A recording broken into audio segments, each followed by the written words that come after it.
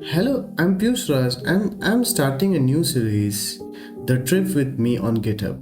So, in this series, we will be exploring different applications present on GitHub, probably some tools, some softwares.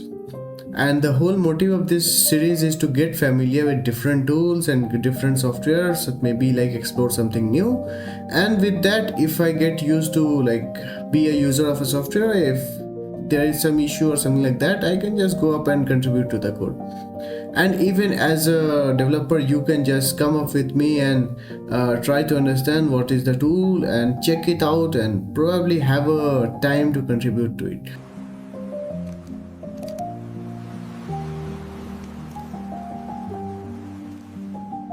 So today's tool is Clone Install. The Clone Install, actually, it's made by my friend Anis Araj, and this is me contributing to this project, which just gave me idea to this particular series. I thought if we use a particular tool, then we can just go up and contribute to it. It's not yet very big project, but the whole idea is that what he thought is, when we are contributing to project, when we want to use a project, not just contribute, when we want to use a project, we have to clone it and then we have to install the dependencies and then we can build and run. The problem is, when we are cloning and then we are installing the dependencies, there is a gap in between.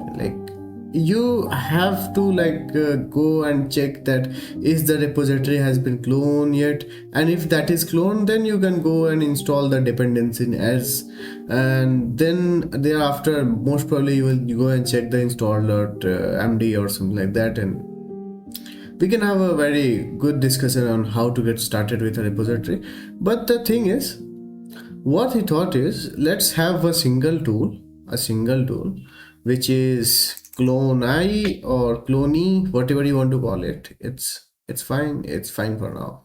So what it will do is, it will just clone the repository, and based on what type of repository it is, maybe it's a Golang project, or maybe it's a Rust project, or npm project, or pnpm project, it will install the dependencies, and with that you can just go up and run it.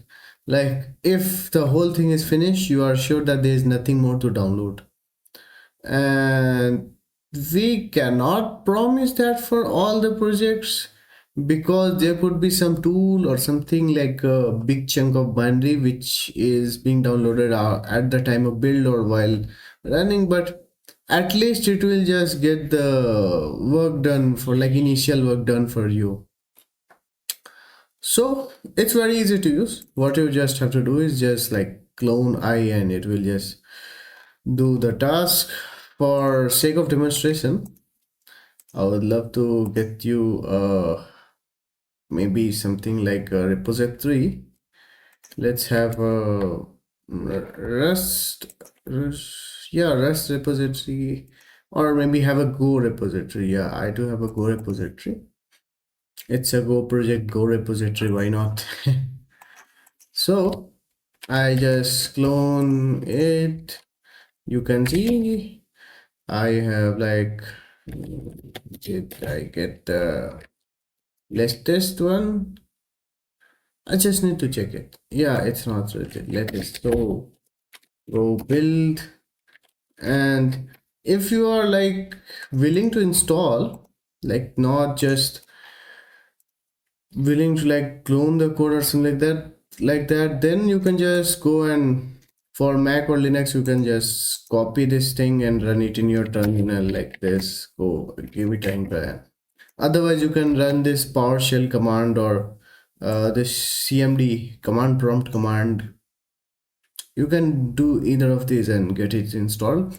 For me, since I do have a repository clone, so I am just building it and using. It's like in the very early phase. You can still see that the number of commits are very less, and it's like just couple of days ago he started the project, so it's fine. And for what kind of thing is this? Well, let's have our Git repository, and I just run it. You can see cloning the repository and then installing the dependencies.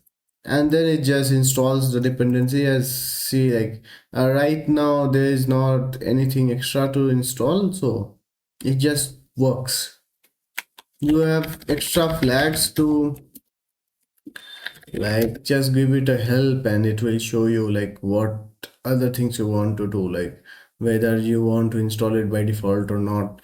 Well, if you are doing it like without installing the dependencies, then just use a simple git, man. Otherwise it's fine. Like there could be a particular situation in which you want to do it, or if, and there is also this flag for cd, whether you want to change the directory after this. You're getting me? Like, for example, I if I do it, I think I do have this. Yeah, like clone it. Tool is not very polished yet. I think the cd one didn't work. I think I'll raise the issue about this and probably contribute to it. Not an issue. Well, it will just change to this directory which is being cloned right now, and or you can specify the type of project. If you like, if this tool is unable to recognize which type of project it is, and like the default is auto. Otherwise, if it is not able to recognize, you can just give it the project type and it will work. Well, I think that all summarizes it. Anyways, thank you, man.